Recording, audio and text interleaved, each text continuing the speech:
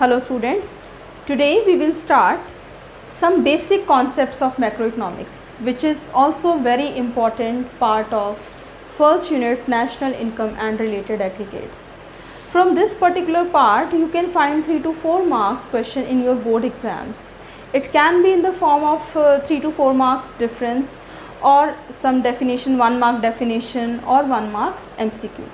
So let's start with the definition of macroeconomics. What is macroeconomics? Macroeconomics is the study of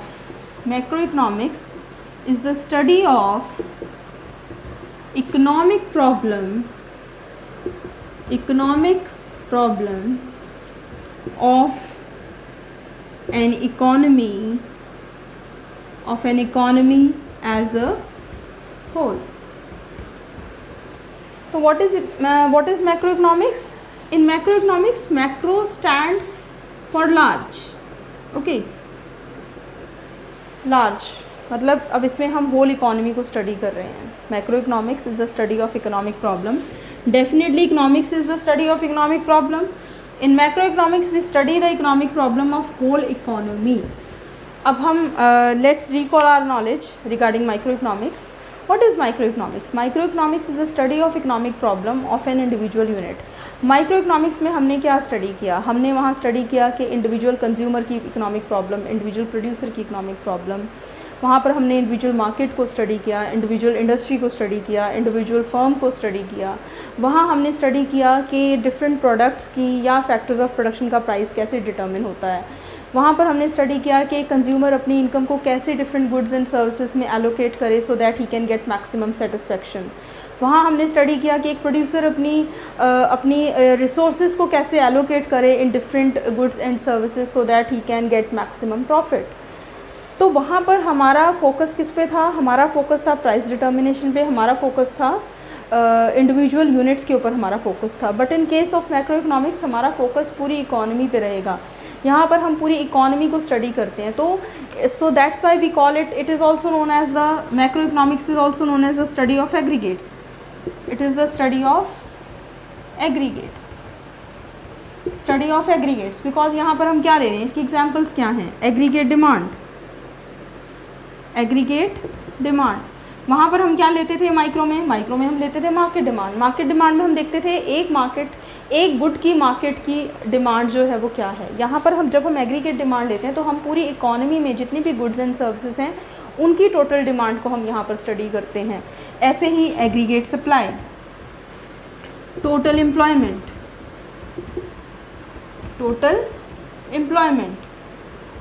national income,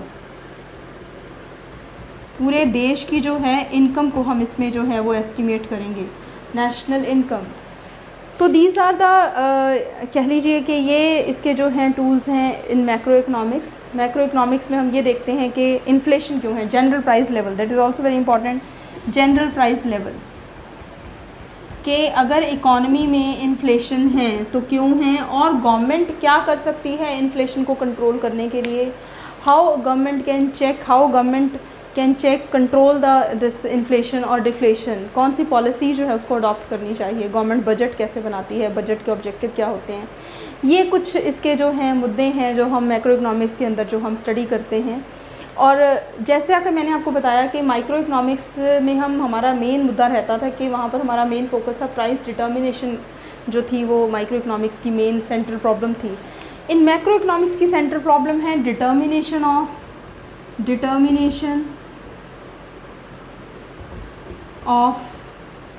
income and employment.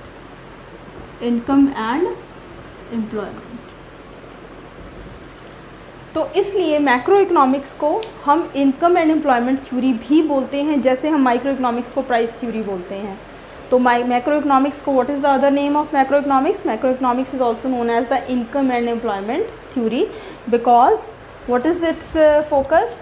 Its central problem is to determine the income and employment. So इससे आपको आई hope आपको macro economics का जो definition है, meaning है, वो तो clear हो ही गया होगा. साथ में अगर आपको माइक्रो इकोनॉमिक्स और macro economics and micro economics का डिफरेंस भी आ जाता है तो वो भी आप कर सकते हैं. आई होप आपको ये टॉपिक समझ में आ गया होगा. That's it about macroeconomics. Let's move to the another topic of some basic concepts of macroeconomics. So our next topic is final goods and intermediate goods.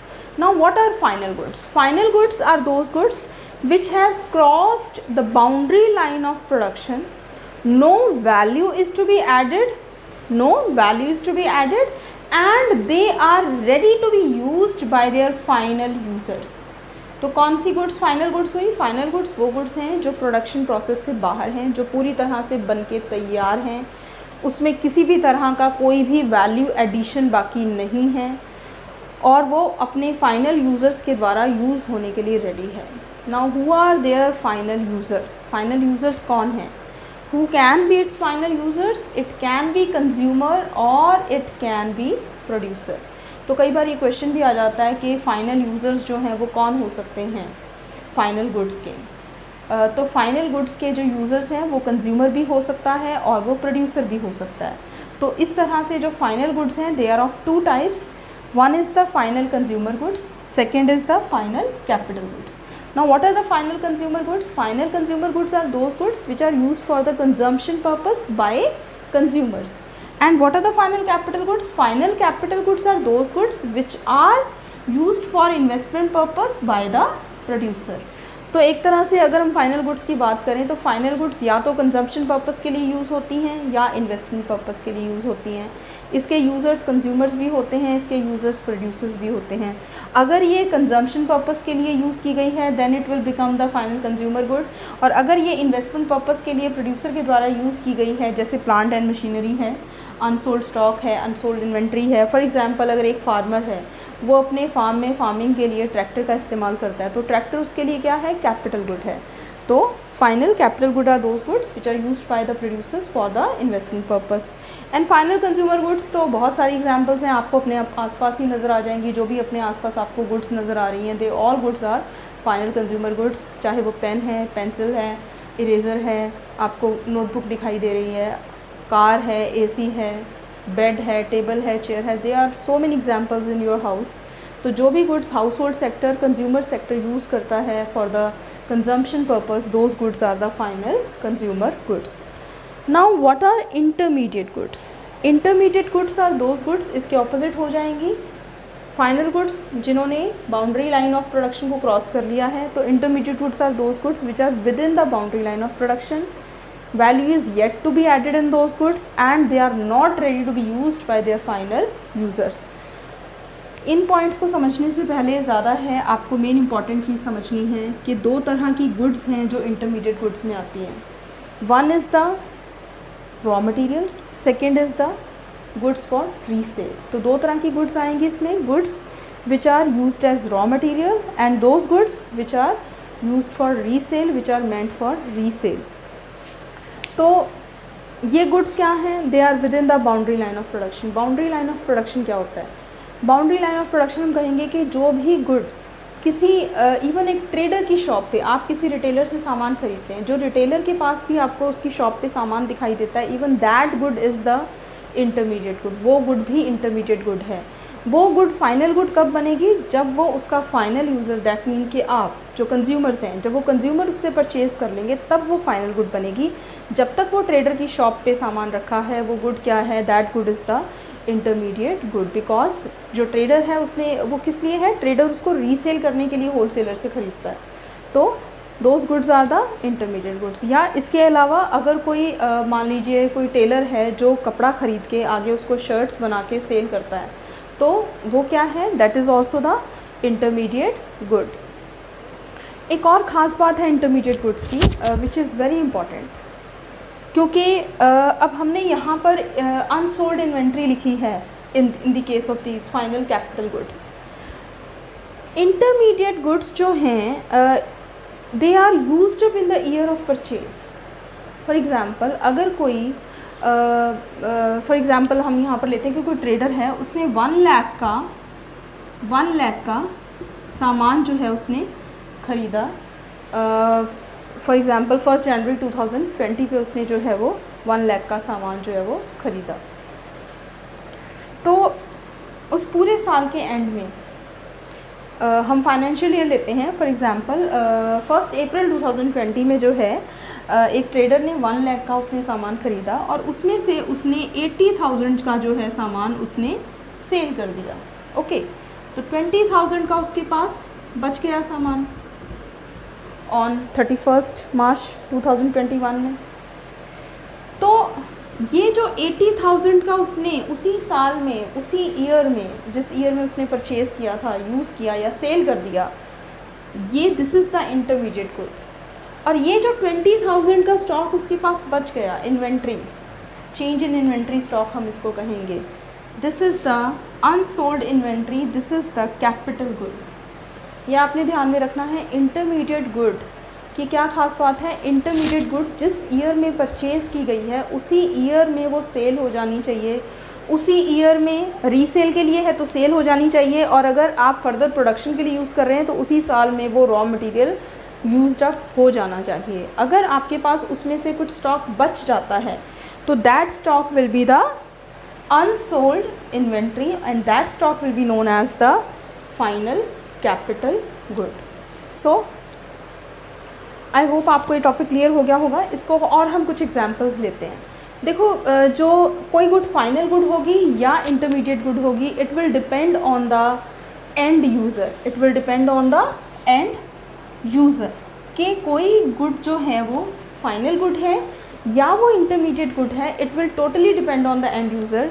Same good final consumer good हो सकती है, same good final capital good हो सकती है, या वो intermediate good हो सकती है। It depends on the end user कि उसे एंड में इस्तेमाल कौन कर रहा है। फॉर एग्ज़ाम्पल, अब जैसे मैंने यहाँ पर शुगर की एग्ज़ाम्पल ली है, तो शुगर की एग्ज़ाम्पल हमने यहाँ पर भी ली है। तो अगर कोई sugar house hold sector consumer use करता है, अगर हम लोग अपने घर में शुगर का इस्तेमाल कर रहे हैं, तो वो शुगर जो है वो that is the final consumer good. अगर वही शुगर जो है एक स्वीट शॉप पे स्वीट्स बनाने के लिए जो है इस्तेमाल की जा रही है, then that will be the intermediate good. और अगर ऐसे ही अगर कोई शुगर का stock at the end of the year बच जाता है स्वीट शॉप्स कीपर के पास में, तो वो क्या हो जाएगा? That will be the final capital good. Similarly अब हम कार की बात लेते हैं। कार है, कार हमारे घर में है, हम लोग यूज़ कर रहे हैं, that car is the final consumer good. वही कार अगर कोई कार डीलर है जो कार को आगे सेल परचेज कर रहा है, तो that will be the intermediate good. अगर वही कार कोई taxi driver as a taxi use कर रहा है, तो वो उसके लिए क्या हो जाएगी? दैट विल बी, वो उसके लिए उसकी कैपिटल गुड है, that will be the final capital good. ऐसे ही एक और एग्जांपल लेते हैं, फर्नीचर हमारे घर में रखा है, तो वो हमारे लिए क्या है? That furniture is the final consumer good. वही फर्नीचर हमारे स्कूल में है, हमारे स्कूल में फर्नीचर होता है, बेंचेस होते हैं, वो कौन सी गुड्स हैं? They are the final capital good, that is the investment, वो इन्वेस्टमेंट है स्कूल के लिए, तो that is the final capital good. अब वो फर्नीचर जो है किसी ट्रेडर के पास रखा है सेल के लिए, तो that will be the intermediate good. तो it depends on the end user कि कोई गुड फाइनल गुड होगी या वो इंटरमीडिएट गुड होगी। आई होप अब आपको इसका डिफरेंस क्लियर होगा। फिर भी हम एक बार देख लेते हैं that what is the difference. ये तो मैंने आपको मीनिंग बताया, इसका डिफरेंस भी करना हो तो यहीं से उसका डिफरेंस निकलेगा। पहला डिफरेंस का पॉइंट क्या है? That goods they have cross the boundary line of production. Intermediate goods में क्या आएगा? They are within the boundary line of production. Second is value is to be added in no value is to be added in the final goods, whereas value is yet to be added in intermediate goods. Second point, this was first. Second, okay, now third is they are ready to be used by their final users, whereas they are not ready to be used by their final users. Okay, इसकी types आ जाएंगी। Then यहाँ पर fourth point आप बनाएंगे that जो intermediate goods हैं they are for resale, whereas final goods are not meant for resale, they are not meant for resale. Okay, तो this is the fourth point, ये इसका fourth point हो जाएगा आपके लिए। फिफ्थ में आप इसकी एग्जाम्पल्स लिख सकते हैं, बहुत सारी एग्जाम्पल्स आपको मिल जाएंगी इसमें फिफ्थ में। ओके, आप एग्जाम्पल्स ले सकते हैं।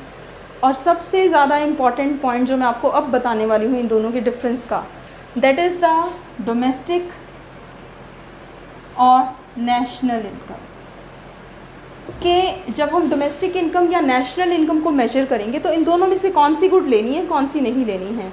तो वेरी इंपॉर्टेंट, जब हम डोमेस्टिक इनकम या नेशनल इनकम को एस्टिमेट करते हैं, मेजर करते हैं, तो हम फाइनल गुड्स को लेते हैं और इंटरमीडिएट गुड्स को नहीं लेते हैं। अब क्यों नहीं लेते हैं भाई? To avoid the double counting, the problem of double counting. अगर आप इंटरमीडिएट गुड को भी ले लेंगे, फाइनल गुड को भी ले लेंगे, तो आपने क्या किया, आपने इस इंटरमीडिएट गुड की वैल्यू को 2 बार आपने काउंट कर लिया। फॉर एग्ज़ाम्पल जैसे वही है कि अगर मान लीजिए कि मैंने 10 रुपये का पेन ख़रीदा किसी से और मैंने उसको आगे 12 रुपये में सेल कर दिया, तो वो जो 10 रुपीज़ का जो मैंने पेन ख़रीदा that is the intermediate consumption for me, and 12 रुपये का मैंने आगे सेल किया, मैंने 2 रुपये की उसके अंदर वैल्यू ऐड की और उसको आगे जो है वो सेल किया, उसमें मतलब अपना प्रॉफिट ऐड किया 2 रुपीज़ का और उसको आगे सेल कर दिया। तो अगर मैं नेशनल इनकम को काउंट करते टाइम मैं वो 10 रुपीज़ भी ले लेती हूँ और वो 12 रुपीज़ भी ले लेती हूँ, तो दैट मीन्स 22 मैंने निकाल दी उसकी वैल्यू, जबकि मैंने क्या किया, वो जो पेन की वैल्यू थी वो ऑलरेडी फाइनल गुड की वैल्यू में तो ऐड ही थी, मैंने जो 10 रुपीज़ में अपने जो है 2 रुपये और ऐड करके उसको आगे सेल किया था। तो वो जो 10 रुपीज़ की इंटरमीडिएट कंजम्पशन थी उसकी क्या हो रही है, डबल काउंटिंग हो रही है। तो हम क्या कर रहे हैं, नेशनल इनकम की ओवर एस्टिमेशन कर रहे हैं। तो अगर हम इंटरमीडिएट गुड्स की वैल्यू को लेते हैं तो उस केस में क्या हो जाता है, हम ओवर एस्टिमेशन करते हैं नेशनल इनकम की, इसलिए नेशनल इनकम को एस्टिमेट करते टाइम इंटरमीडिएट गुड्स की वैल्यू नहीं ली जाती और फाइनल गुड्स की वैल्यू को लिया जाता है। सो आई होप आपको ये टॉपिक अच्छे से समझ में आ गया होगा।